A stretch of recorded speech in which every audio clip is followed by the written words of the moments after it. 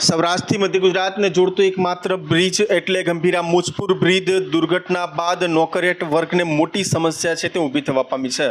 Bridge તૂટ્યા પછી પાદરા ઇન્ડસ્ટ્રીઝમાં નોકરી આવતા અને અવરજવર કરતા લોકોને મોટી તકલીફ પડી રહી છે।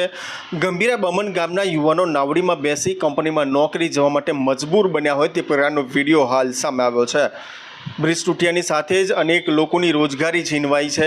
ગંભીરા તરફથી પાદરાની કંપનીમાં નાવડીમાં બેસીને નોકરી આવતા લોકોનો વિડીયો છે તે વાયરલ થવા પામ્યો છે। ચોક્કસ પ્રમાણે જે રીતે આજે 14 દિવસ થઈ ચૂક્યા છે ગંભીરા બ્રિજ દુર્ઘટના બાદ પણ ક્યાંક ને ક્યાંક લોકોને ભારે હાલાકી વેઠવાનો આવી રહ્યો છે। સાથે ખેડૂતો નોકરિયાત વર્ગ સાથે અવરજવર કરતા લોકો સહિત તમામ લોકોને હાલાકી પડી રહી છે। ત્યારે એક વિડીયો વાયરલ થયો છે જેમાં પાદરાની કંપનીમાં છે તે નોકરી આવતા જે કામદારો છે તેઓનો વિડીયો છે તે નાવડીમાં બેસી અને વાયરલ થવા પામ્યો છે।